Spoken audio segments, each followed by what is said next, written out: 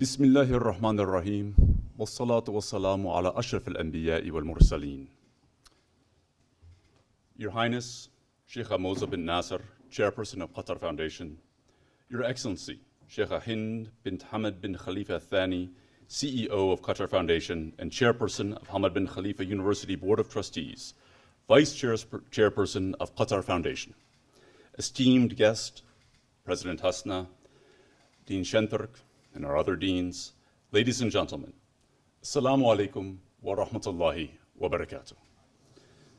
It is my honor to welcome you all to our first Dean's Foresight Lecture of 2023, here at the College of Islamic Studies at Hamad bin Khalifa University, wherein, in this series, we tackle the questions of what is, in this talk, we'll tackle the question of what is post-colonialism. The Dean's Foresight Talks are designed to explore contemporary issues through an Islamic epistemological and civilizational lens from prominent thinkers and scholars around the world. Today, we are joined by a most eminent thinker, Dr. Wael Hallaq. Dr. Hallaq is the Avalon Foundation Professor in the Humanities at Columbia University. His most recent writings analyze the problematic epistemic ruptures generated by the onset of modernity and the socio-political historical forces subsumed by it, as well as the intellectual history of Orientalism and the repercussions of Orientalist paradigms. At the heart of this research lies a critique of the paradigmatic structures of knowledge that drive the modern project and that are perpetuated within the contemporary academy. He is the author of over 80 scholarly articles and many books.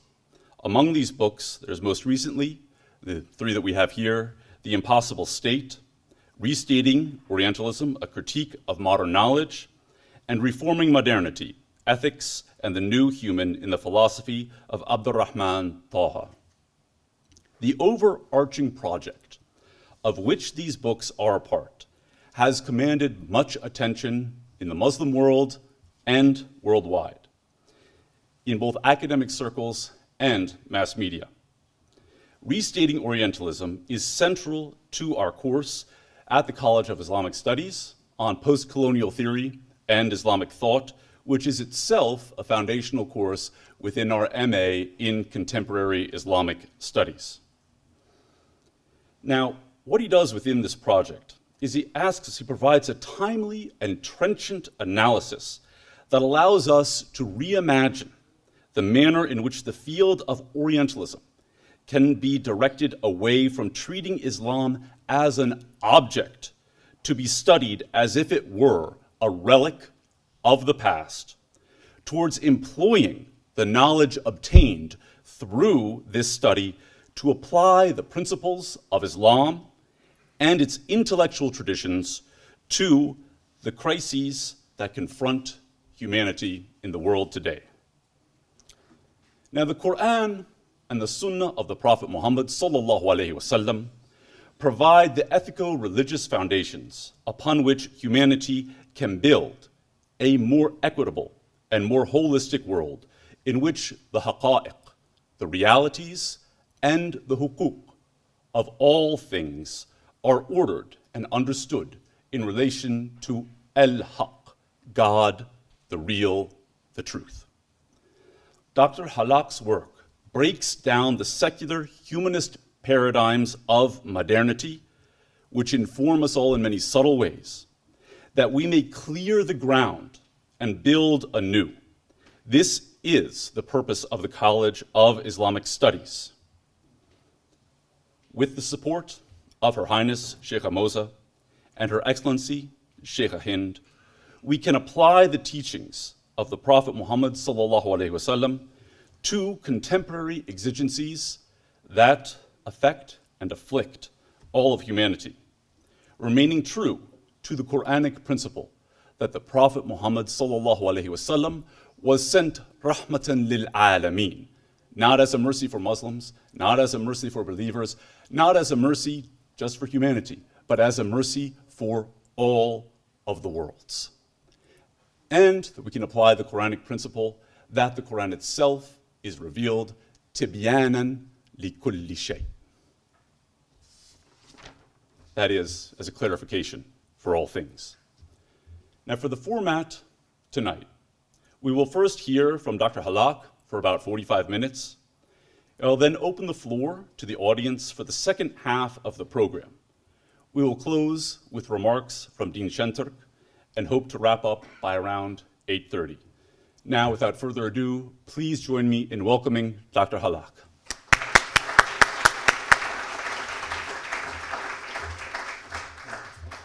Thank you so much, Jose.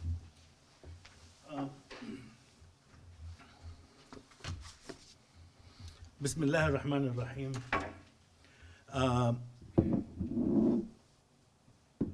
Your Highness, Sheikh Hamoza, Her Excellency, Sheikha Hind bint Hamad bin Khalifa al-Thani, ladies and gentlemen, deans and presidents, it is a great honor to be here today. I am particularly gratified and delighted to be here for many reasons, but for one distinct reason that I just discovered yesterday and today, which I can barely overcome, is that I discovered that the two esteemed and noble ladies here are great intellectual allies. And so I'm going to go back home, very happy man. I shall begin, I do thank also the President Ahmed Hasni and Dean Rajab Shenturk for the wonderful and generous invitation they have extended to me. So what I'm going to do tonight is do what is usually different than when you write an article and come to a conclusion at the end. I'm going to summarize my conclusion first to tell you what are the fundamental blocks of which the talk is made, and then try to unravel the threads so it will become easier to understand my intentions and purposes. The conclusion or the main summation of this message consists of about 4 premises. The first premise is that we should not, however Orientalism has been malevolent and bad and ugly, we should not throw it out totally. We should not throw out the baby with the bathwater, so to speak. I reached the conclusion that this is not a practical solution to the problem. If I have something I am using and it gets broken, I really like to fix it because I know that there are some parts in it that are very usable, and modify it and put it to use instead of just throwing it out and then figure out how do we reinvent another thing. So I would like to save Orientalism with modifications, and this is a great part of what I am suggesting. And you will see my purposes at the end. Actually, they are quite complex.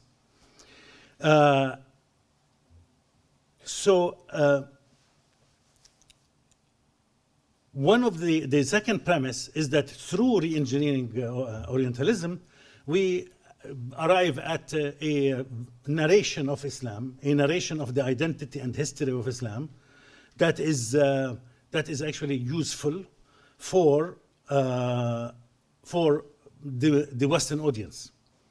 Westerners, by re-engineering Orientalism, will begin to learn about Islam in more positive ways. But to be honest with you, this is not my first priority. It is kind of not my essential problem.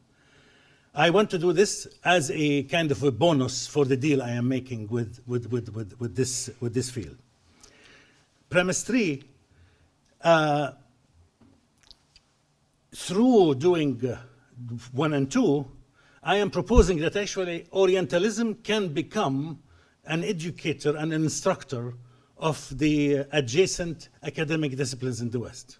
In other words, it becomes what I called in the restating Orientalism a subversive agent, meaning that it's an agent that militates against a conception, an idea from the roots, from the bottom. That's why it's subversive. It goes from underneath. It uproots and then recasts, reformulates.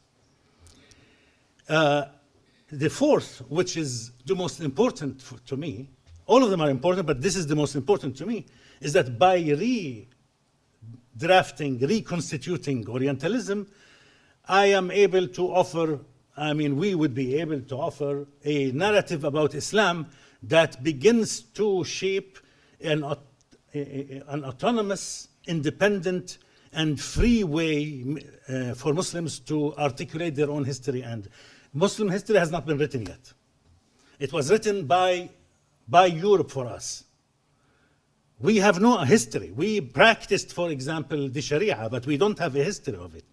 Europe comes in the 19th and 20th century and writes the history of the Sharia, transports it to the colonies, and we replicate it and rehash it as if it is the standard knowledge to be accepted, when in fact that history is a colonial history, totally ideological, and in terms of usability for Muslims, it is indeed harmful. But the shocking thing is that most Muslims believe it as if it is the canonical truth. So I want to change all of this. Personally, in terms of my own career in the first 30 years of my, we were talking about how many years I've been doing this. I have, and it's possible, I'm not dreaming here. I think I've been a contributor, among, of course, other scholars, to changing the syllabus of what it means to study the Sharia and Islam in Western universities. So it's not really something, what I'm doing, will take time, what I'm proposing will take time, but taking time does not need to be an act of discouraging. Everything good takes time. Anything that comes easy, we know that, is really not worth doing because it will collapse or be probably harmful. So, it is generally so. So I'm going to talk about now, this is the conclusion. I'm going to talk about the details of it and in terms conceptualizing and theorizing the issues that I have just outlined in brief. It is generally thought that decolonization is the decolonization of knowledge, is the conscious and intentional withdrawal from a colonial situation. And decoloniality, so the definition goes, is the critiquing of racist notions or the purported universality and hegemonic claims of Western knowledge. We were talking about this. Knowledge that is nowadays global. Decoloniality, the best we have come up so far to answer my own concerns, also remains at the surface. It looks at systems of knowledge, but it has fallen short on looking at what I call the systems of the self. My argument today is that we have not begun to scratch the surface in terms of decolonizing our knowledge, either on the level of systems or certainly, and most definitely, at the level of internality, that is the matter of the government of the self. To decolonize scholarship, I shall argue, means to decolonize much more than the world that we perceive to be outside of us, the systemic world that produces this knowledge. It is much more than the critique of universalist, racist, or hegemonic claims. These are, relatively speaking, superficial things. That's what occupied Said in his Orientalism. But it didn't get us anywhere. Orientalism became even stronger and more vicious. But let me proceed from the particular to the general, from techniques and methods to general principles. First, I propose that in decolonizing scholarship, we need to change the nature of the questions we ask. If language is a representation of thought, then the structure of language must accurately reflect our presuppositions. It is the way we choose our words, in the way we cast and formulate our questions within a particular subjectivity, within a particular subjectivity, that, and in the way we create our mental categories, that decolonization begins. Take, for instance, the modern state as a legal entity. The state has a single legal voice. The law is the law, one law, expressed through its political legal organs, such as the legislative assembly or the like. We take it for granted that a single legal voice is the way to go. It's taken for granted. We don't even understand anything else nowadays. Although, if you think about it carefully enough, one encounters a great difficulty in finding a rationale or rational justification for it. It does not stand to reason that so many people, namely the population at large, can agree on one legal voice, especially in so-called a free society, where everyone seems to feel entitled to his or her own opinion, with their endless individualistic inflections. One way to reason through this univocality, this monotony, is to say that all people are equal before the law and must stand answerable to one and single law that treats them equally. But then we know well that people are not equal, and oftentimes the inequality is radical and extreme.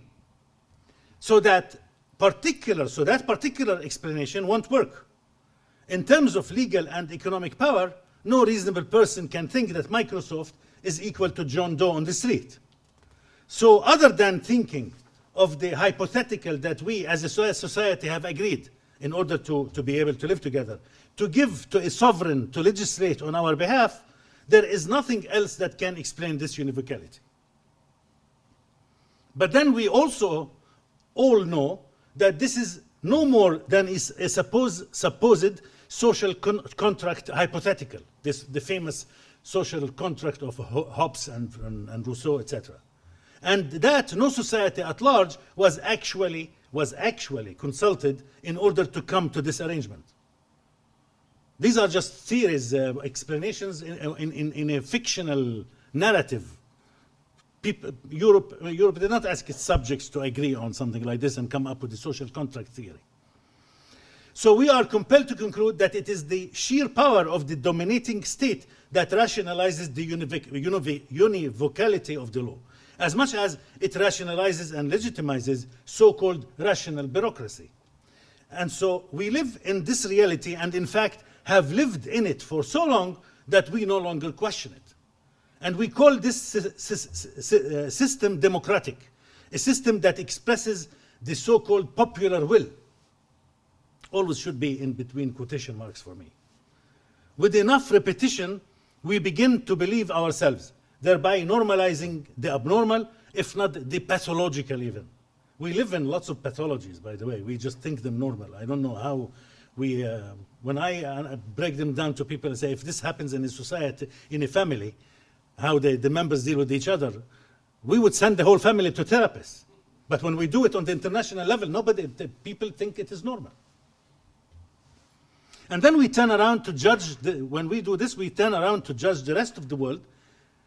I mean, not we in this, here, in the Western world in particular, we judge the rest of the world and the history and its history according to these norms. And so we take this coercive picture as a cardinal presupposition and a normative state of affairs. Accordingly, we begin to make certain judgments with a relentless sense of sovereignty. We look, for instance, at the Shari'i phenomenon, in which a salient feature is its plurality of juristic voices. There are, as you know, several legal schools, madahib, and each of these encompassing a multiplicity of opinions, multiplicity of juristic opinions. At first, the multiplicity appears unwieldy, if not downright chaotic, as one time the Supreme Court judge in Egypt told me. It's really total nonsense. It's chaotic in the Sharia. And I was a specialist in it. So I said, okay, what do I tell him? The problem is not asking how the system of pluralistic voices are operated, though the question in itself is, of course, important to ask. The problem creeps on us when we take this phenomenon as the exception, as an anomaly, that needs to be rehabilitated in our understanding. We then often proceed to the next explanatory grid by positing that the phenomenon was due to a lack, an absence, a lack of some sort, the lack of centralization, the lack of legal will, the lack of a unified and unifying theory of law, the inability to create discipline and consistency and formal rationality, and so on. In the dictionary of Orientalism, as it is in the dictionary of really Euro-America, the list of lacks in Islamic history is rather long. Islam is always doesn't have a contract, theory of contract, doesn't have this, doesn't have that. We then stop at the characterization that the Islamic legal tradition is one of a jurist law, very famous expression. In turn, characterized by a lack of determinacy and a near chaotic, if not anarchic, application of the law, where a judge in one city adjudicates the same matter quite differently from another judge in another city, though the legal facts of the cases may be identical. This is what Ibn al-Muqaffa saw once, that's in the beginning phase of Islam, and Orientalist scholarship was all too happy to capitalize on this observation. Now, let's try to look at this picture from another perspective, one that is epistemologically more empathetic. One could easily argue, with enormous amount of support, that this is the result of at least two significant features of early Sharia. The first I shall label as nomolocal, while the other as socio-sensitization. That is, an array of considerations pertaining to social and communal sensitivity. In brief, the nomolocal is the way the Sharia evolved, where legislative power was diffused among a large class of jurists, where no one and no political institution monopolized or could monopolize the production of the law. The historical story is long and complicated, and I have discussed it elsewhere. The importance of this phenomenon, though, cannot be overestimated, for it goes not only to law, but also importantly to the way Muslims govern themselves politically and constitutionally. Nomolocality prevented the concentration of legal powers in the hands of a single entity, which explains why no sultan or caliph could impose his will, or his legal will on the population. His legal will, that's the law is very important in the body politic. And not even under the gunpowder empires, which were more kind of aggressive regulators. No ruler in the entire history of Islam until the very end of the 18th century enjoyed legal sovereignty. Even the jurists themselves could not change the law. Even the jurists themselves could not change the law wholesale, play with it in any significant way, except as on a piecemeal fashion, case by case. They will deal with 1, 2, 3, 5 cases. Maybe the biggest jurist would be changing the law in 5 single cases. Wouldn't make any difference anywhere for political structures and governmentality. The other feature of the Sharia is its strong predilection to socio-synthesization.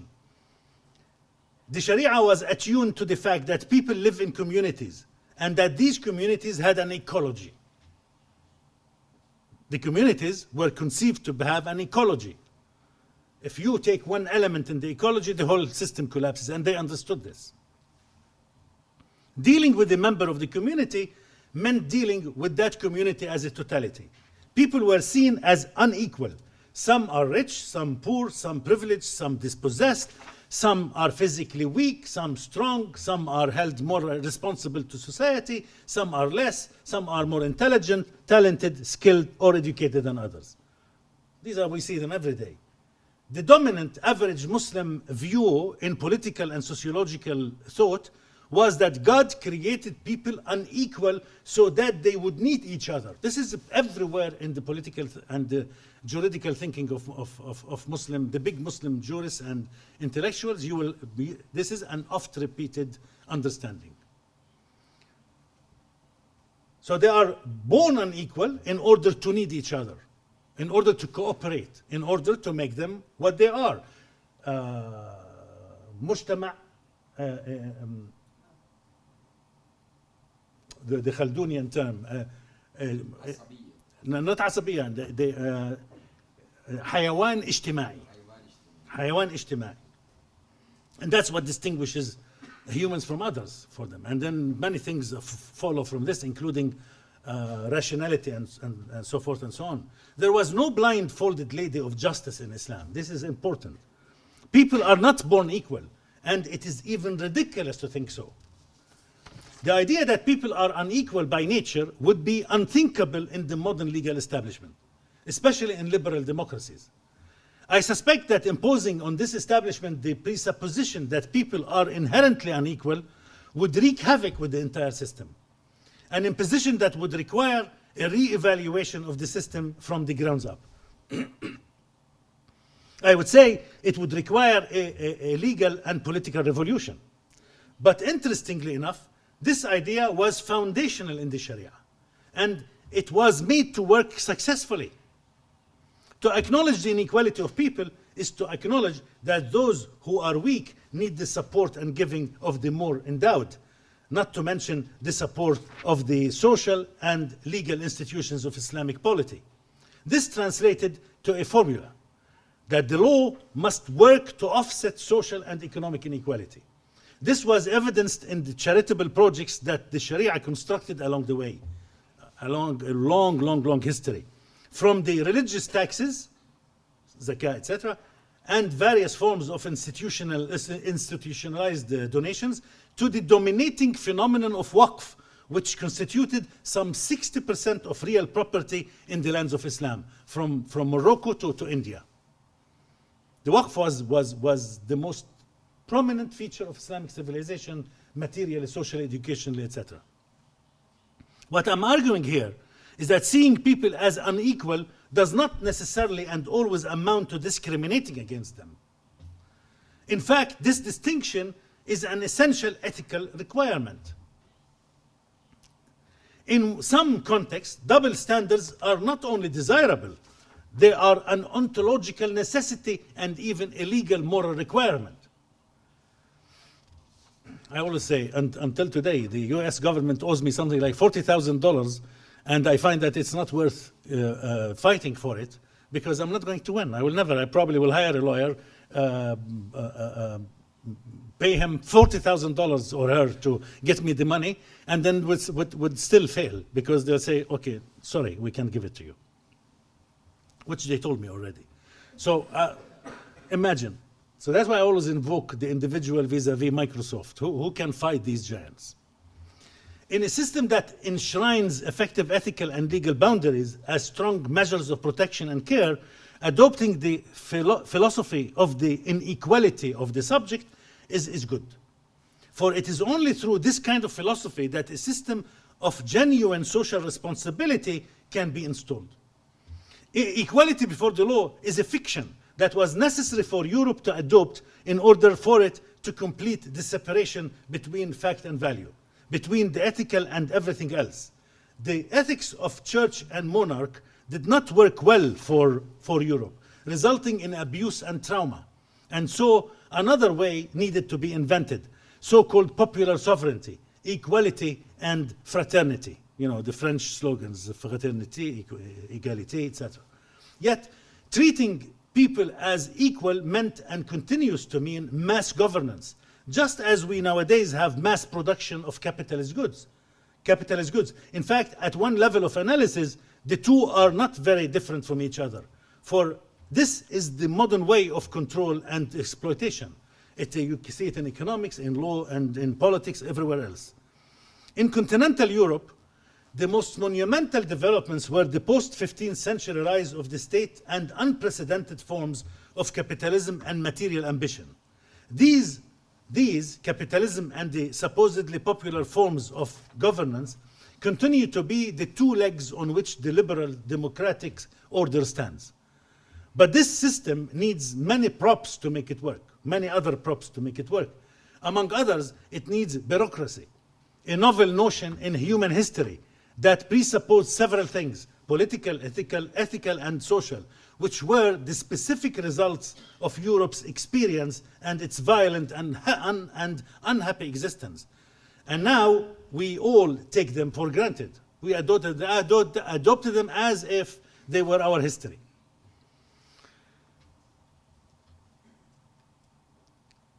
Bureaucracy's internal logic is the assumption that all people are equal before the law, that all must be subject to the same standard forms of rational administration.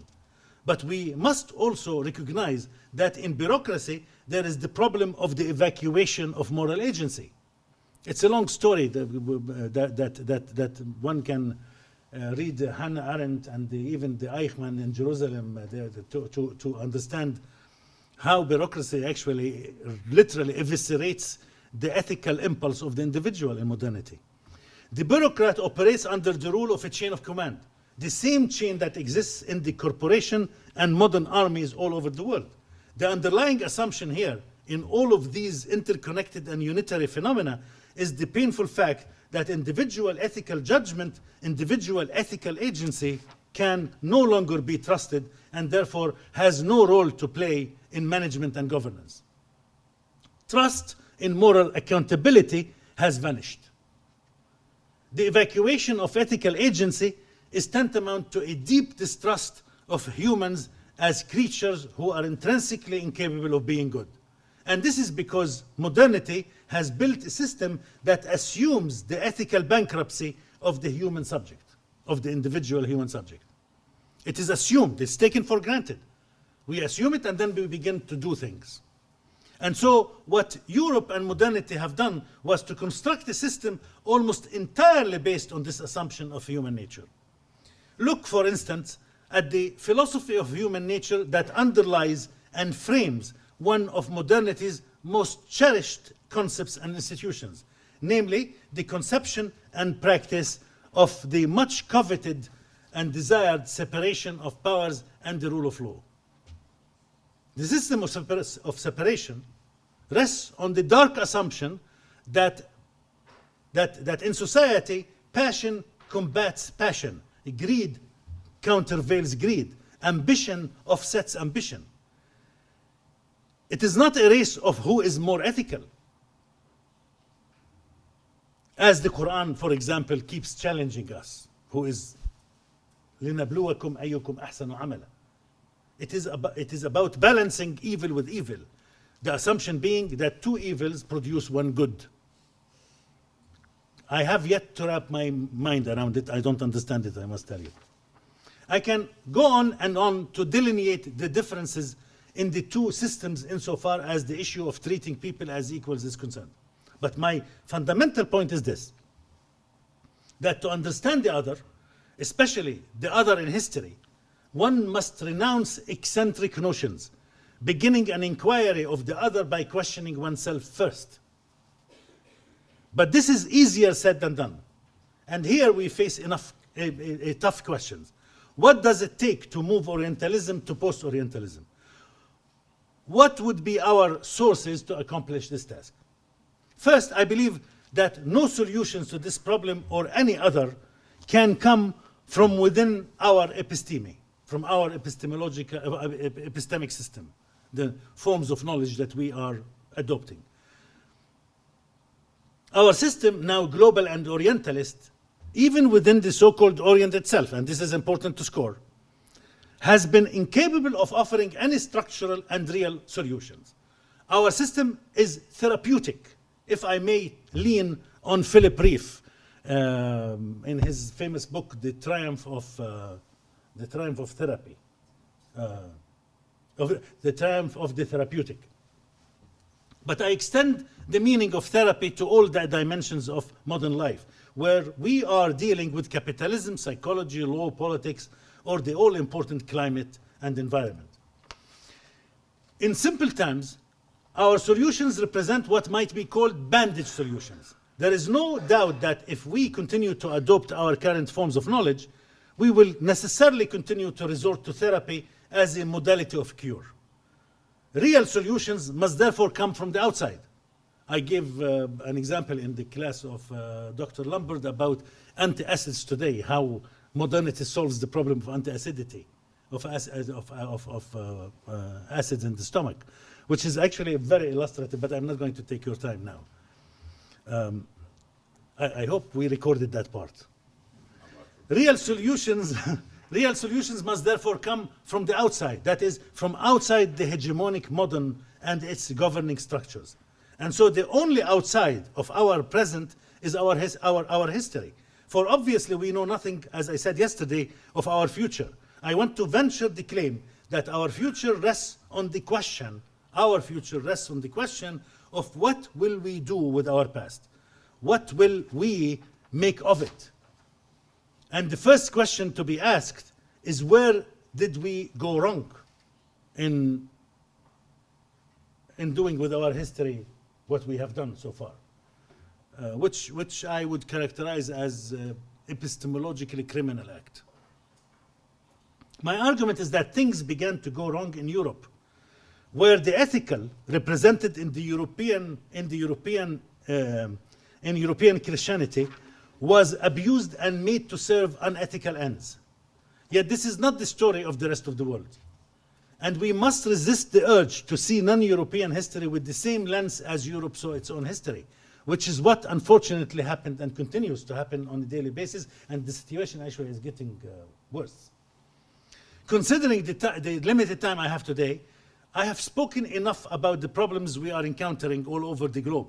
Let me now speak of some proposed solutions which I know are profound and not so easy to implement, but we have to face the problems heads on. I think that our first major challenge is to alter our relationship to nature. And by nature, I mean a complex of things. All of us, generally speaking, have been profoundly colored by the European conception of nature, a conception that has adopted a sovereign attitude of instrumentalism and, to be frank, epistemic arrogance of the worst sort. The essential problem here is that we have severed the conception of nature from intrinsic value and dissociated it from a meaningful cosmological outlook. This deterioration of our conception of nature has a clear genealogy that stemmed from Europe's attempt to liberate itself from the tyranny of the Catholic Church and from the modes of political tyranny, the absolutists and monarchs, etc. These were the two constitutive forces that cannot be separated or are not to be separated from each other. In this process of liberation, the link between cosmology and its ethical effects were severed from the world as matter, setting the stage to the rise of deism and a view of the world in which God or any higher ethical power was eviscerated, if not annihilated altogether. Man ends up the ruler of men. Man ends up to be the ruler of men, and holding, for that matter, a skewed conception of nature. From this point on, nature was to be defined whimsically and arbitrarily, where the human and the animal were conceived in new, commodified, racialized, and instrumentalized terms. The full man now is the Western man, and all else are graded in value against the measure of this superior and supreme man, Hegelian in spirit and Darwinist in evolution. Just as the supreme man became the emerging and secularized ruling elite of Europe, Europe, in its political power, elite and even rabble, became the sovereigns of the world, deciding the fate of almost all people in the Americas as well as Africa and Asia. As I have elaborated in great detail in Restating Orientalism, the middle book, I believe, this process of colonization was the result of an epistemic sovereignty that changed forever forms of knowledge in the non-West. And it is precisely this epistemic sovereignty that has led to the wholesale destruction of our planet and ourselves as societies and individuals. The solution to this colossal phenomenon is a qualitative reduction of this epistemology, of this epistemic arrogance. This kind of reduction goes by another name, namely epistemic humility. Epistemic humility requires a reimagining of what we are as human material. If it is true, and I think it is true, that we are what we do, and what we do is an expression of what we think, then our thinking or rationality must be overhauled, because we have not been doing very well. Yet rationality and reason are not just ways of reasoning about the world that can be abstracted from our lives as they are practically lived. How we experience things in the world determines how we think about them. Let me give you an example, one that is most essential to human life. If we tend to think that all we need is to have money to buy food, that food is to be taken for granted as long as one can afford it, then we are doomed to abstracting the quality of food as a commodity, one that can be sold and purchased upon the availability of money. Little else factors into our thinking and reasoning about food, which is probably the most important thing we have. Without it, we just all vanish. How much is the studies and really scholarship is about food is very little, and it's very interesting. I think the food industry is making sure that we don't study food because we don't want people to think about what food is doing to them. But if we think about food at a higher level of existence, say at an ontological level, then our attitude of food or to food and consequently to everything else does not only change but also gives food another meaning altogether, one that is neither commodified nor instrumentalized. Food becomes tied to our existence as a bounty, as a gift that we cannot take for granted. It becomes an ontological, even a cosmological issue. To give you a parable that illustrates my meaning, consider the following Sufi depiction in a little cute Sufi story. A Sufi depiction of a moment in the story of creation, a moment that is as significant as the story of Adam and Eve eating at the apple or the congregation of the angels with God upon the creation of Adam. It's a very important story. The parable goes as follows. When God created the self and nafs, which is the locus of struggle between good and evil always in our self, he asked the self and nafs, who is your Lord? Thereupon the self replied to God rather arrogantly, and who's your Lord? So of course God got very upset. We have to grant that much. It's very upsetting to hear this.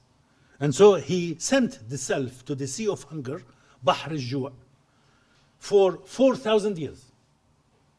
Interesting choice. He didn't send it to the fire of hell.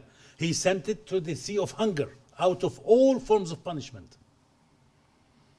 After the period had lapsed, God returned to the self and asked it once more, who is your Lord? And the self said, you are my Lord, Anta Rabbi. The idea here is that through hunger, the self understood the connection between food and belief, between taqwa and the source of blessings that nourishes existence. Hunger convinced the self to go the way of belief, which is also the way to reduce arrogance and sovereign knowledge. The very subjection of the self to hunger was not just a physical act of trial, but rather an epistemological act of first order. And when I say epistemological, I don't mean here that epistemology can be in any way be divorced from ethics. That's a modern distinction, very phony. When you thought of epistemology in Islam, you thought of ethics as well. You thought of ontology at the same time. There was no separation between these domains. Now, epistemology is one thing, ethics is another, ontology is another. My other point I'm trying to make is the connection between seemingly physical experience and moral knowledge, where sustenance is tied intrinsically and structurally to knowledge of the world. This is why fasting and even practice of hunger, ju', not just sawm, but ju', seem to be non-variables in nearly all pre-modern cultures of the world, at least the major ones: the Buddhist, Hindu, Confucian, Jewish, Judaic, Islamic, Greek, Roman, and many others. It's found in almost in every religion or religion. Epistemic humility is a complicated thing, because practicing and implementing it is none easier than conceiving it. But fortunately, we have good teachers. We have a long list of peoples who made this humility a cornerstone of their lives. It's not just theory, it happened in history. Of course, the Greeks and the Romans excelled at it, but they also had good teachers, fantastic teachers, who perfected these techniques in the lands of the Nile and Western Asia, from the Levant to the Euphrates and beyond. And Muslims were the heirs to the net value of this historical legacy. They just reaped the benefits of all of these together, put together. Epistemic humility, however, is a specific thing. It can have no existence without foregrounding, without a larger context. Epistemic humility sits at the heart of a humility in general. And humility in general must be buffered by a host of other qualities, by a sense of appreciation and gratitude to all that counts as creation. And these are, when I say appreciation and gratitude, these are actually sophisticated, complicated, complex technologies of the self. They are not just mere words.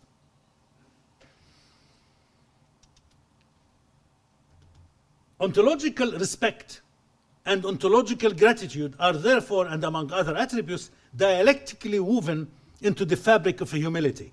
Humility, as many great Muslim scholars argued, bars transgression. Humility is the perfect happy middle between arrogance and self-deprecation, between a sense of self-importance and self-abnegation. But this happy middle is the result of extensive and intensive work that cares for the self. Caring for the self, almost absent in modernity, caring for the self is a wide-ranging program of praxis, where mind and body are equal partners and mutually supporting. Here, Descartes would just be totally irrelevant. To care for the self is to train it, to start deliberately and self-consciously from inside out, from inside yourself before you start with or approach others. Pierre Hadot and Michel Foucault effectively spent their intellectual lives articulating what is perhaps the most important strand of philosophy in the 20th century. This is why I like their work. It has many problems, but there is an aspect of their work that is extremely crucial for people who want to study the history of Islam. And that is the direct answer, ethically speaking, direct answer to the question, who are we now in this age? And to answer this question, they both found it essential. By the way, Hadot came before Foucault. Foucault was actually using Hadot to great benefit. And to answer this question, they both found it essential to speak of what Hadot called the inner citadel, the political capital of the soul, that which leads to the proper conception of and ethical praxis in the world. Anything from fasting and prayer to studying and writing and regimes of sleep and even silence are all techniques of the self, technologies of the self. They are all productive mechanisms that set in motion a particular attitude to the world. If you are the kind of person who will wake up between, for example, 4 and 7 to do reading, just to study something important to you, every day, that is going to change your character. That's going to create, this is what it means to have a technology of the self. These techniques are always structurally interrelated and are codependent. For one produces the other, props it, and stands in a dialectical relationship with it. Epistemic humility is merely one of the results of the technologies of the self. We will miss much if we do not realize that most essential feature of these techniques is the intention of the self to operate on the self. It has to be an autonomous project. You do it to yourself. And this is, of course, will not be fully understood without, for example, saying the modern subject is not operating on the self really at all nowadays, is waiting for all sorts of other agents, especially capitalism and the state, to operate on him and her. So that's why we are the product of consumerism more than we are the product of our deliberate in reflection and operation on our own selves as ethical beings. The techniques are never driven into the self from the outside. And that's very important. You don't let anybody mess with your inner ethical constitution. It's your sacred trust. You do it yourself. You know who you are. This is the strength, the inner citadel that Ado is talking about. No, look at today, the new generation I'm sorry to say this, but the new generation is quite fragile emotionally. People who lived at the same age 40 years ago, when I was flourishing, I think we were much tougher. And this is precisely because of this. Instead of investing in therapy, I think it is easier and cheaper to recover this. It's for free. And it does much better job. It's like instead of drinking water, just clean water, you go drink Pepsi as a way of quenching yourself. I think that's a very poor rational choice. So the techniques are never driven into the self from the outside, as if to allow ourselves to be guided by external agencies, as in the way consumerism and capitalism are defining our identities today. We are nowadays largely the creatures of our political and economic technologies, as we stand thoroughly accused of being state objects and slaves of the capitalistic machine. In this overwhelming context, the operation of the self on the self is a subversive act of liberation, where we embark on a transition from so-called negative forms of liberty to positive modes of freedom. This positive freedom has been the dominant mode of existence in human history, a mode that for pathological reasons, and I'm not hesitant to name it for what it is, pathological reasons, has become faded in the modern condition, as Foucault brilliantly pointed out. In this very same dictionary, history of the present, the only organizing historical principle we know, is the history of these technologies. Nothing else in history matters. See how my concept of history now is totally different from anything that exists so far in our schools and universities.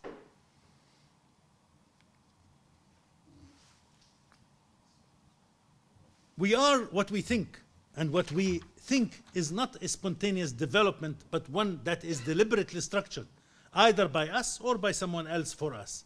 We are our technologies. As much as we say we are what we eat, we are our technologies. To do scholarship today is to decolonize our thinking, is not a mere act of cerebral or rational interrogation, or of an internalized engagement of the intellect. The intellect without the soul is nothing but a dangerous machine, one that can and often does lead to genocides and all forms of destruction, be it of other humans, other societies, or of nature and the environment. To decolonize scholarship will remain a shallow act of pontification without training the self first. We, each of us, must learn and embody and absorb what it really means to live, not just to understand what epistemic humility means. Finally, and to conclude my lecture, it is necessary to connect epistemic humility with historical writing. We are talking about history after all. How does this humility affect a major and structural change in our conception of the historical other? Of course, a full answer to this important question is complex and time-consuming, but let me briefly gesture toward it. To have humility is a philological act of empathy. To have humility is a philological act of empathy. To be empathetic is to be an excellent philologist who aims to understand the other in order to learn from that other that which helps him or her in ethical self-formation. In other words, true philology is itself a technology of the self. Otherwise, philology becomes what we have today. It's a way of colonizing the other. And of course, some people say that's the one I want. Well, صحتين. If that's what they want, that's fine. But my concept of philology is the one that takes philology to be a technology of the self. How is it so? Empathetic philology, as a genuine expression of epistemic humility, means that it will transcend the problem of translatability. The problem of translatability has been the problem of not only Orientalism, but also of all modern studies of Islamic and other histories. Now, even by Muslims and other Asians and Africans. I should have said in the beginning that Orientalists are not just some bunch of white people. Orientalism is thriving actually now more in the Muslim world than in the West. And that's the irony. That's why I kept the lecture as it is. I gave it in the West before in a shorter and less developed form. And I developed the same themes for this one, and I didn't change the audience, because the audience is the same. Orientalism in Paris is as much as it is in, let's say, in Cairo generally. I'm not going to specify where in Cairo. I have many Egyptian friends, I don't want to offend them. It is a modern problem that is insensitive to the traditional historical text. To study a text is to study not only its general narrative and language and then turn around to generalize from such an impressionistic reading of it.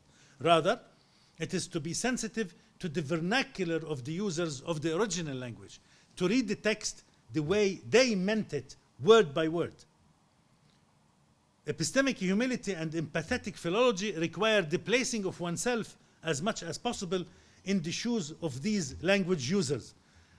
This placement being a technological process and surely anything but a simple or simplistic act.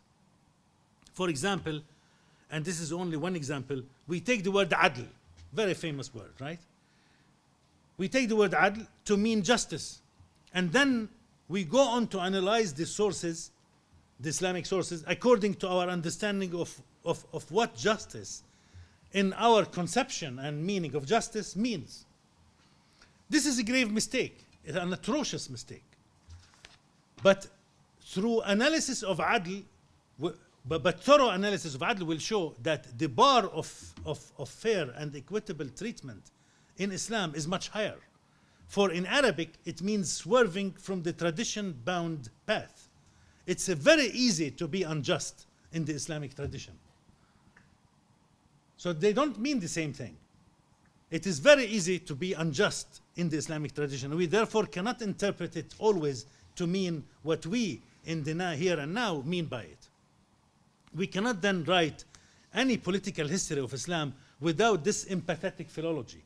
And I just mentioned one word. Imagine if you were to write the political history of Islam and miss about 100 of these terms, which is easy to have. At least you are working with 100 central terms if you write an article or a book. Imagine if you get them the same inaccuracies the way we conceive adl translated to modern conception. The whole history will be wrong. And that's precisely what Orientalism did. And so epistemic humility does not only amount to a superior form of research and understanding, but also requires the overhauling of our present understanding of Islam's political history. Once we do this, we would have overcome the problems of translatability, of universalization, and of distortion, if not superiority and racism in scholarship. And it is only when we overcome these problems through a refashioning of our ethical subjectivities that we can say that we have decolonized knowledge, of course for ourselves, but as well as for the other. Thank you so much. Thank you.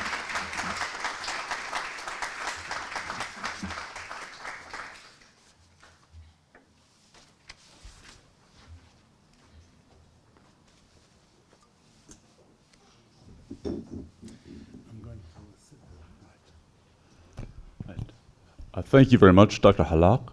And I've been able to ask Dr. Hallaq many questions over the last 2 days, so I will not abuse my prerogative as moderator, and I will open the floor up to questions from the audience. Yes, so first, this gentleman here, you were the first one to have your hand up.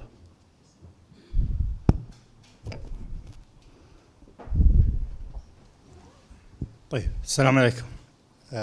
أولا شكرا على هذه المحاضرة.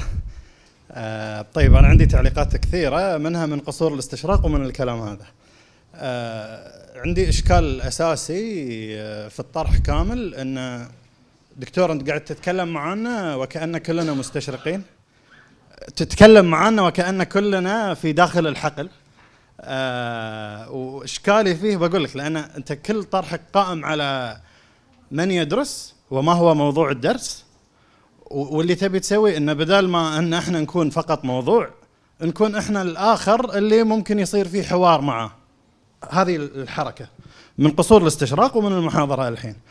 إشكالي في هذا أن في شيء في المواقع والمقامات اللي احنا نتحرك من خلالها هي مختلفة تماما. في فرق بين، خلنا نعمم ان احنا كلنا مستشرقين، ونقول ان في فرق بين المستشرق اللي قاعد في كولومبيا ويدرس الإسلام والحياة العامة والحداثة، وبين المستشرق اللي قاعد في دول الجنوب العالمي المسلم. في فرق كبير بين الاثنين، ومساحتهم للحوار مختلفة تماما. فأنا عندي إشكال بالكامل مع هذه التصفيرة. هاي الأولى، النقطة الأولى. النقطة الثانية، في مقولة تتردد عندك تتعلق بالبنية العميقة للإيكولوجيات في المنطقة، وأنت تبني من خلالها أن فيها أصلاً بمعنى وكأنها نظام اجتماعي ما مسبق، وما قد شفتك تبنيه في مكان معين بشكل واضح. أنا ما يعني في الشريعة مو موجود، في الدولة المستحيلة مش موجود، في قصور الاستشراق مش موجود، في reforming modernity مش موجود. The deep structures of the ecologies. The deep structures of the ecologies. إيه أنت تأخذها من قتاري، بس أبيك تبنيها لي، يعني أحاول إني أستوعبها، خاصة إنك تبني عليها كل مداخلة اللامساواة. Which is I'm fine with. إذا بناخذ مداخلة نيتشه على الآخر I'm fine with، بس خلنا نقنع الناس فيها. Well, I'm not sure what you mean by deep structures. Unless you think my scholarship is not deep enough, this is your taste, and I will give you that right. But deep structure, when you spend 20 years studying, for example, the inner dynamics of the Sharia, anthropologically, intellectually, theoretically, philosophically, I don't know what you want more deeper than this. Well, let me answer. This is one. The best answer I can give to this question, really. But in terms of generalizing about Orientalists, well, of course, you are right. The umbrella under which Orientalists operate is very large. And like the umbrella itself, which is like this, some Orientalists are much more kind of more deeply entrenched in racial and colonialist inflictions, and some others less. Some are actually Orientalists who are excellent. I gave, in Restating Orientalism, I dedicated one full chapter to René Guénon as the Orientalist who was not an Orientalist. He, in fact, did a better job at dealing with Orientalism that Said could ever even dream of. This is why I enlist him. So yes, there are varieties of, but I'm not looking at, you see, that's the thing. Depth is only one important aspect in scholarship. The other aspect is to be able to see the forest for the trees. And that's where most people get lost. They don't understand what is important, what's not. I love certain Muslim thinkers because I see them literally sharks of distinguishing between the forest and the trees. They go for the jugular vein. They know where it is. They don't get lost anywhere. And that is very important to do. I'm talking about the kind of the paradigmatic structure of what it means to study our history, either in the Muslim world or in the Western world. These are the two main units. I'm not looking at China and Japan, how they are studied. They don't have much, very little. And if you look at this, you realize that in the Muslim world today, on the whole, as an average, as a general bulk weight in the production of scholarship, they are largely imitating the same pattern of philological and historical work that Orientalism has laid for them before. Because to be honest with you, if you know the history of Orientalism very well, You know that it started around the middle of the 19th century in Europe, based on earlier kind of problematic theological Catholic elaborations that became secularized like everything else in Europe, right? And then it continues to work within a very aggressive and vibrant colonialist enterprise. Colonialism and Orientalism worked not only hand in hand. It's not like two separate people held hand together and walked. They were part of the same organ. They are literally two wheels spinning within the same machine. And so that is the only kind of knowledge that we know about Islam. Muslims never wrote their own history in the modern sense of the term of history. Tabari is not a historian that is working in the same way as a typical historian in a university. Forget about this. That's a different kind of conception of history. Tarikh or ta'rikh in Islam until the 19th century is a totally different kind of historiography than what we have today in the West. Our knowledge of history, our Orientalism, our everything has been laid down in fundamentals and in structure by the European project. And we are repeating it about ourselves. That is what I mean by this. So we are Orientalists. Not every one of us, but we as a whole contingency in the Muslim world, we are as a culture generally extending from end to end. The Islamic scholarship on Islam is replicating Orientalist narrative. Yes. Hello. Thank you so much, Professor Hallaq, for thought-provoking talk. Well, if I divide your lecture and come to solution you propose, putting emphasis on ethics, I found it extremely wonderful and insightful. And myself, as a president of the International Sociological Association, my agenda was how to connect moral philosophy to social science. So really, I found that this is amazing. However, the first part of your talk, I mean, if I remove the word West and Europe and I put Arab world, I can diagnose the same problem. How the notion of justice, about the inequality, should I attribute all these problems, the gap between the action and the thought in the same way? So should I argue that Muslim world have all this problem because of the theory operating there, which is related to Islam in some part? You mean in the West? No. I'm talking about. You, if you like, I understand your the first part to say to curse the Western modernity because talking about how they apply liberal democracy or political liberalism. If I do the same thing for the Muslim world, I should curse Islam as you curse til'an, as you curse the liberal democracy. I mean, simply, I grew up in Syria, okay? So I don't see today any solution to Syria except democracy. And I don't see any solution today to the Arab world operating outside of the liberal political project, including not rationality. I mean the way you describe the Western modernity by taking a kind of extreme cases. I mean, Jean Rawls talk about reasonable accommodation.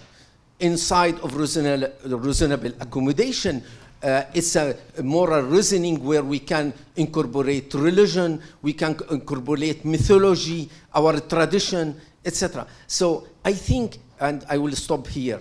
I think what worry me, and I read all what you wrote. I enjoy reading them.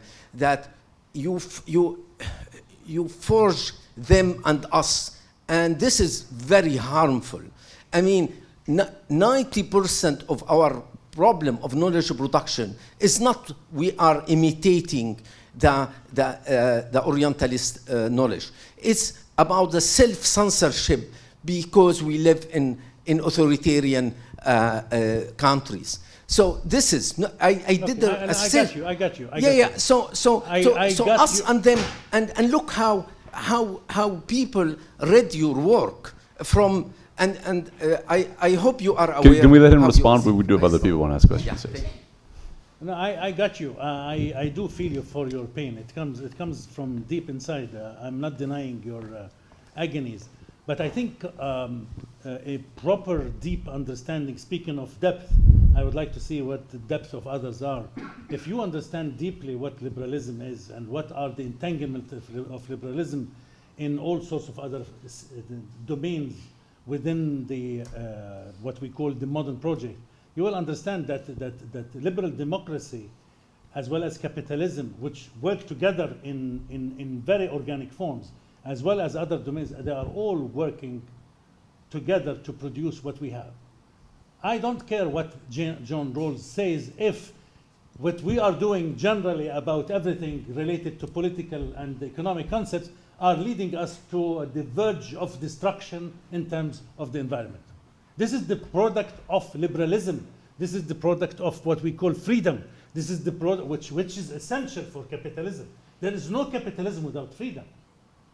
You are asking me to adopt an idealistic style of freedom that is isolated from the real forces that operate in the modern project, which is really capitalism and the vicious forces of the paradigmatic state. And I'm talking about the empire, Russia, the United States. These are the movers of and they are connected intricately with the economic, with money, really. This is what it means, freedom. This is not about elections. Elections mean nothing in the modern world. If you understand them correctly, they are the cover-up for the liberal democracies to convince the really less than intelligent average citizen that they are voicing their own will, popular will. That's why I said in the lecture, you should always bracket popular will. Popular will is a very complicated subject.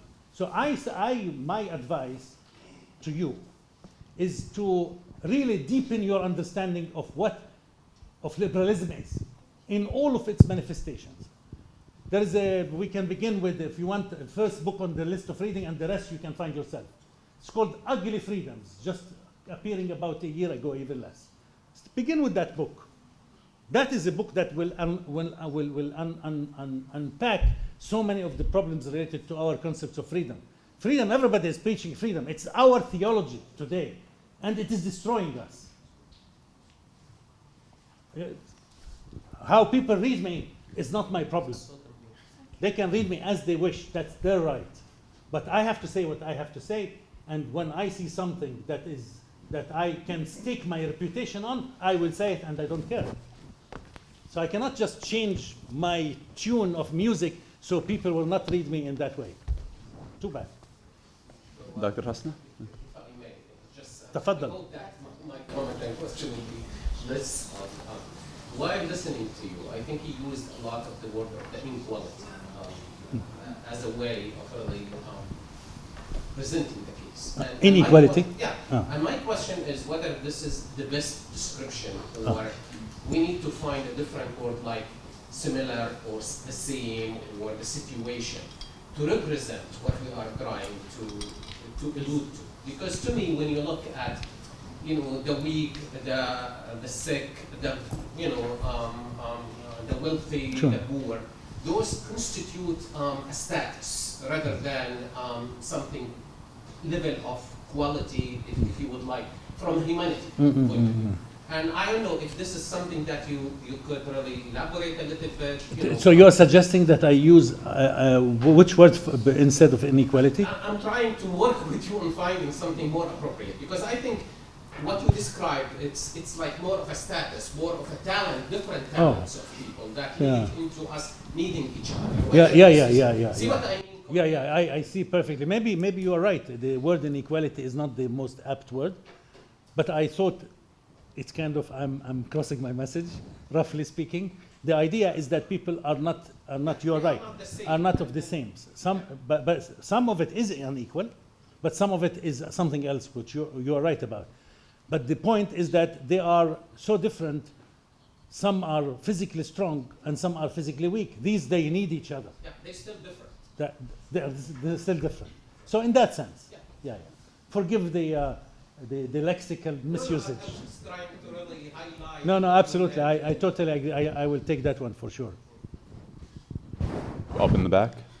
السلام عليكم خالد المناعي أدرس التمويل الإسلامي في جامعة حمد الخليفة في البداية شاكر لك دكتور وائل على حضورك الكريم، واسمح لي أرحب فيك بكوني أحد طلبة الجامعة.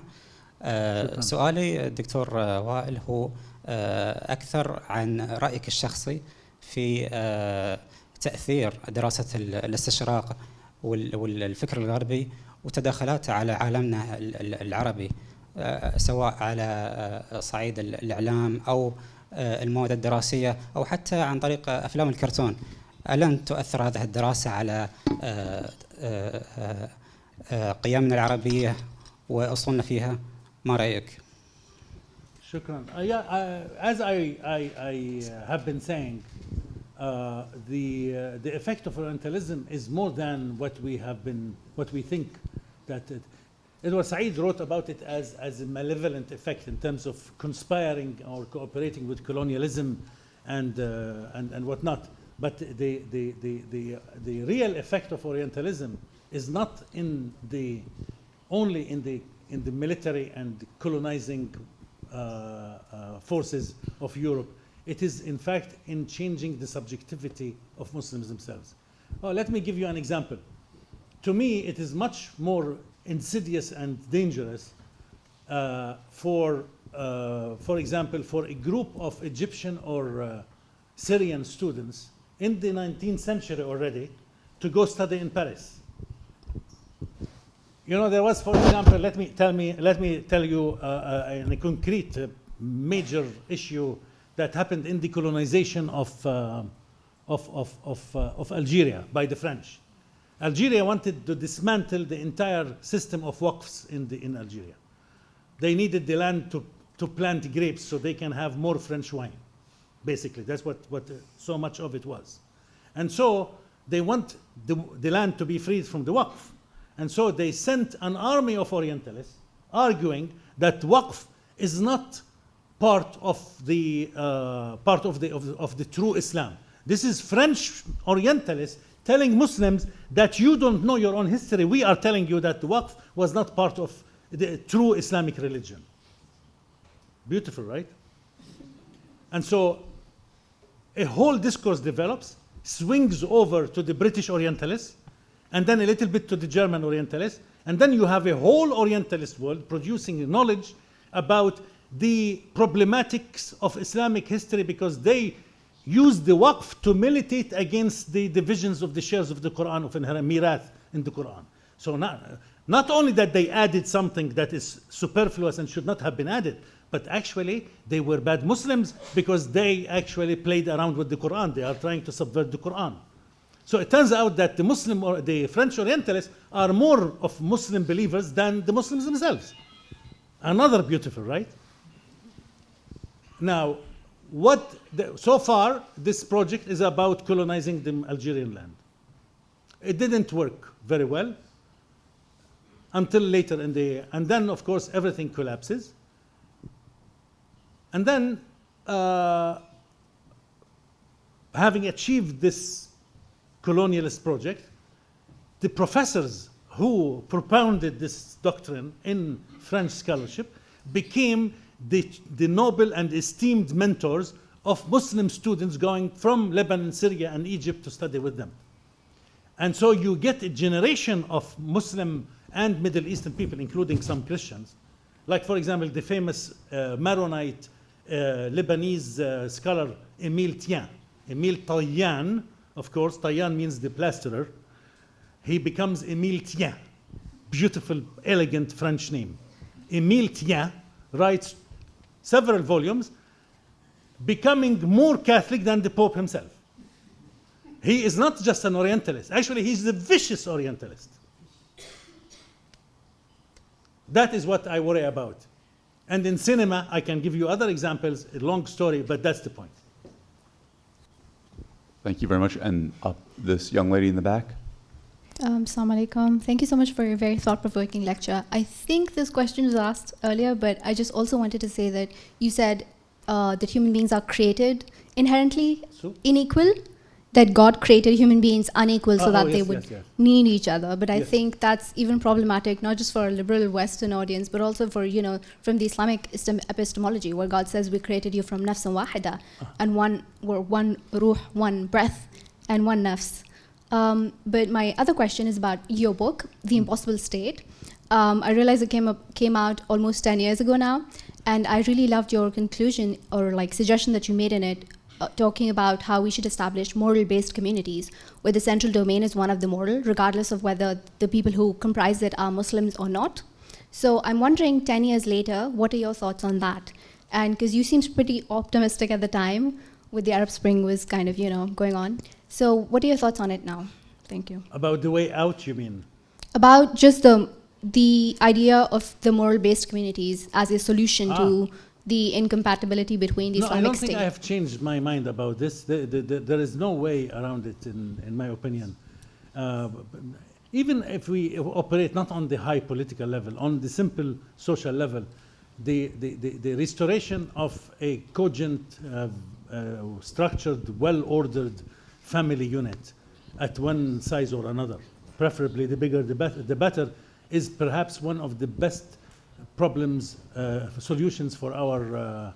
We are, by the way, embarking on a major disaster that is recent in our modern trajectory that we are not addressing sufficiently: mental health. I used to talk with the same verve and nerve and about the environment, and now, of course, that's when I was teaching 30, 40 years ago.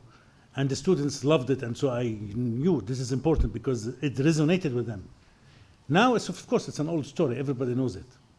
But you know what is attracting the attention of everybody now? When you begin to talk about mental disease, the statistics about mental disease in universities, not to mention in other parts of the world, are so devastating that we need to begin to address them very soon. It's as bad, in fact, it is worse than the destruction of the environment, because you can destroy your truck and with a good mind, and so you can rebuild it. But if you are crazy and your truck is broken, forget it. And so mental disease is not done. The beauty about the author I mentioned here, Philip Roth, called The Triumph of the Therapeutic, is to show that we do not address problems from the source, really, to solve real problems. We just give bandage solutions to them. So we talk about therapy. New York, I live in New York. New York is the city of therapists. Every single New Yorker, it seems to me, has 2 therapists. We need to solve this problem in the moral community, the integral community that constitutes itself according to sound ethical values that allows for the individual to flourish within established rules. Every child knows that they are supported. They are not flying in the air like a lost ship in the sea. That is what they need, and that is so. I haven't changed my mind about this. As for again, the individuals were broke. Yes, I agree. The Quranic verse is correct, but it has absolutely nothing to do with what I mean. But if you want to get a good sense of what I mean, really from the sources, from Islamic sources, Why don't you read Adab al-Dunya wa Deen of Mawardi? He talks about it plenty, and in ways that no other probably intellectual has done like him. He takes his time, and his articulation is pretty good. Yes, I'm not sure now. I haven't seen it. Well, Have you seen this it? young lady has the microphone Before, already. okay. Yeah. And then we go to that, And to then the we'll West go over Bank. this side, yeah. So we go back and forth. Yes. I'm probably like regurgitating Orientalist tropes right now, but a lot of the leading voices that I've heard have mentioned that like it was only between the 8th and the 11th century that the Islamic or the Muslim world really flourished, and then after the 11th century, a merging happened between the ulama and the state, and that this merging was like the cause behind the delay.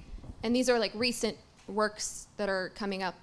And then other voices point to like institutional reasons, like you were mentioning awqaf, and that you can't inherit awqaf, and that caused the delay. So I'm wondering, I mean, if you were to advise future students, like graduate students, to undertake studies to really understand these notions, do we need to kind of question our language in the sense like, one of my questions had always been like, why is there such a gap between the Western world and the Muslim world? Or is it more so like... Gap in what sense? I guess economic gap, the economic delay after the 18th century. Oh. And then, or should I be questioning the historiography methods, the way that we engage with history? Well, yeah, a very good question. Very complicated one too. I would say both. The first, in terms of depicting the 19th century in particular by modern scholarship, is plagued by ideological inflections that are quite dangerous, and I understand where they come from, but they are not helpful to reconstructing the history of modern Islam, because of the fact that so many of these people who are working on this field are happen to be from the Muslim world, writing in the West. And their purpose is to find justification for making Islam adapt to any reality, really. There are many people who are trying to square the triangle, make Islam fit into the liberal mold.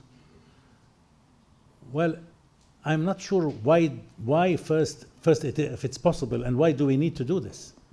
This is so an act of contortion that will never succeed. And when I say that Islam cannot fit in the liberal mode, I don't mean that Islam is not good enough to fit in the liberal mode.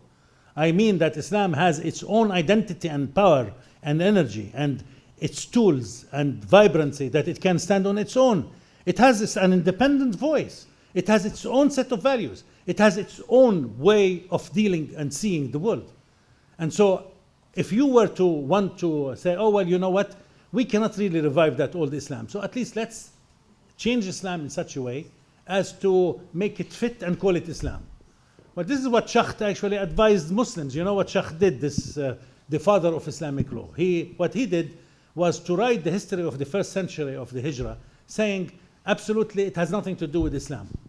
Islamic law arose, the Sharia arose in the first century by thieving Roman law, Jewish law, and other laws, and giving a veneer, that's his word, a veneer that is Islamic.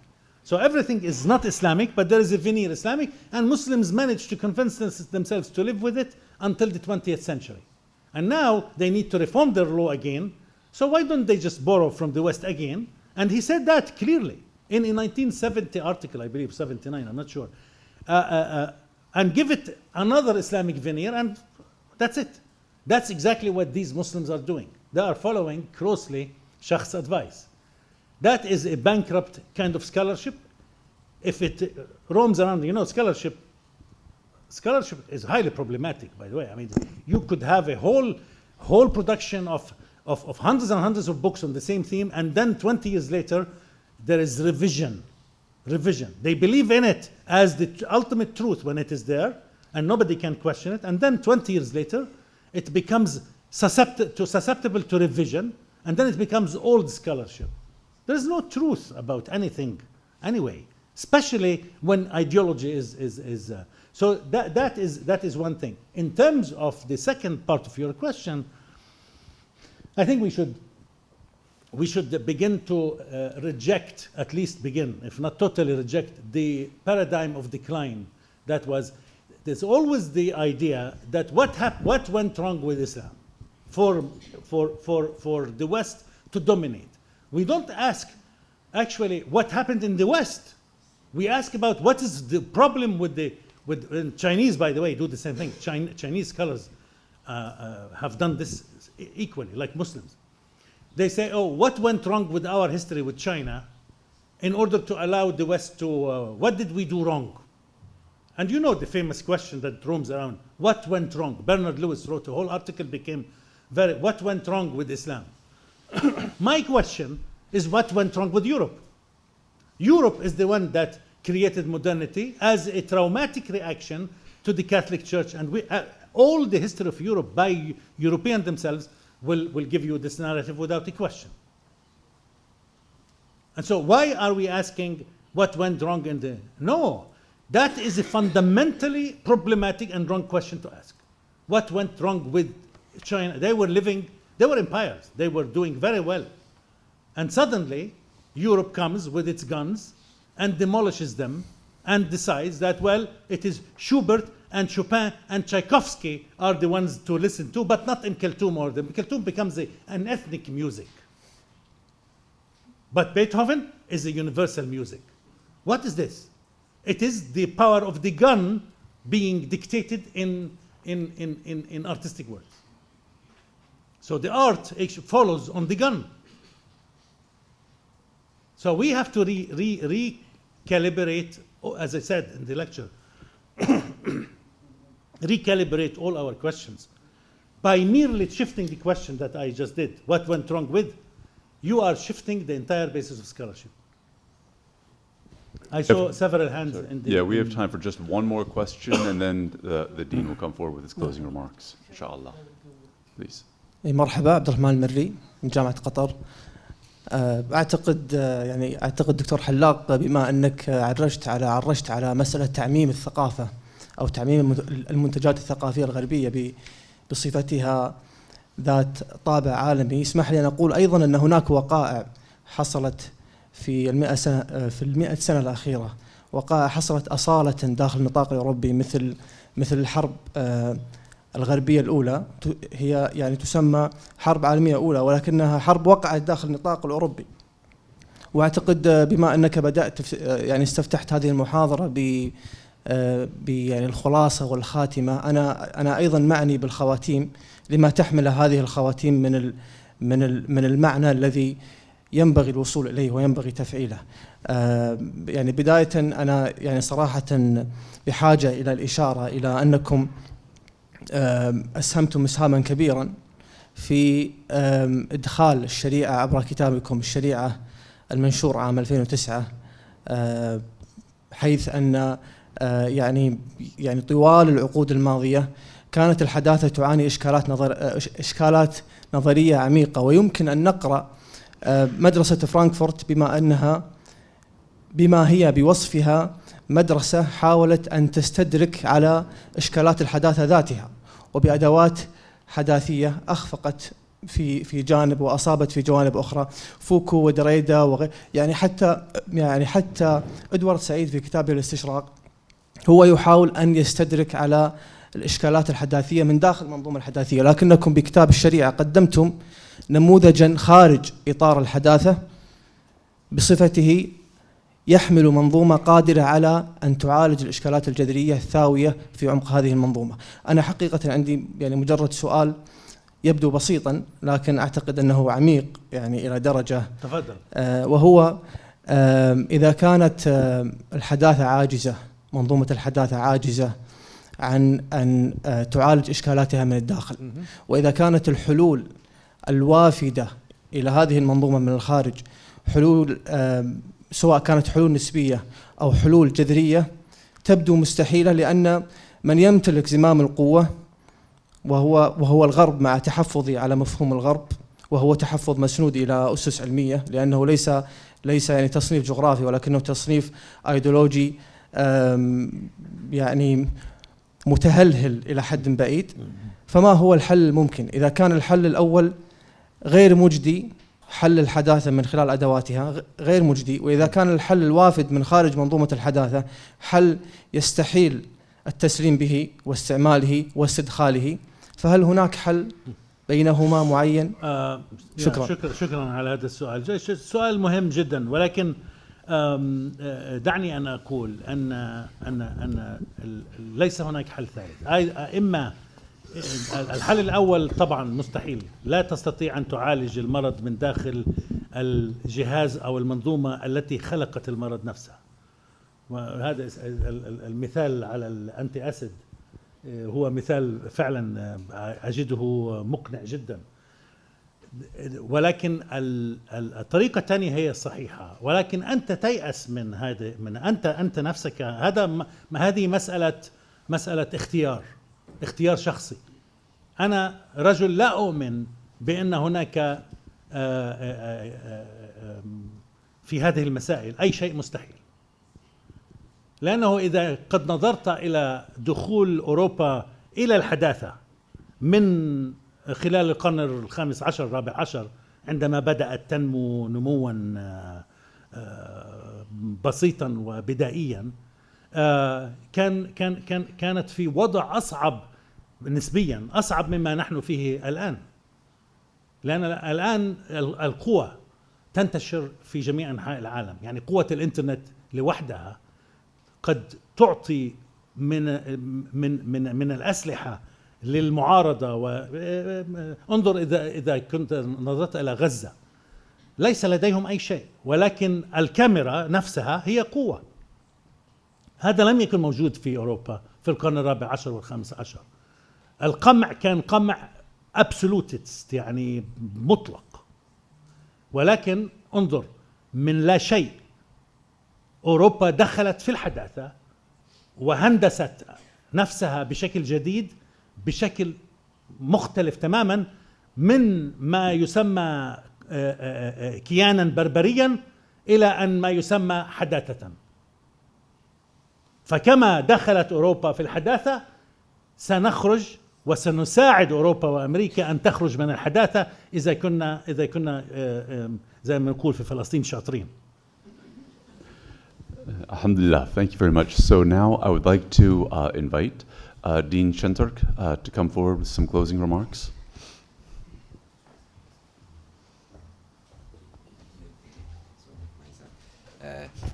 Our colleagues, deans and professors, my colleagues from HBKU and outside HBKU, I see a very special audience here, and I thank our students to coming and sharing this important moment with us. And in particular, I thank Professor Wael Hallaq, my longtime friend and colleague. We share many ideas together with him, and I thank him for clearly expressing his ideas. And this is what I like, yani, standing firm, defending his ideas. This is intellectual identity, and this is intellectual independence. Al-istiqlal al-fikri. And every scholar needs al-istiqlal al-fikri, intellectual independence. So he's setting a good example for our students how to become a scholar and what does being a scholar mean. This intellectual independence makes your work effective and influential. People read it whether they like it or not. And this is what we appreciate, and I'm very grateful for him to coming over all the way from New York. And this is the first semester at Columbia University, and he's very busy, but we are very grateful for having him over here. And we are looking forward to seeing him more frequently here in our university to provoke more discussions and also make us questions many things that we take for granted. Thank you very much, Professor Hallaq, for coming over.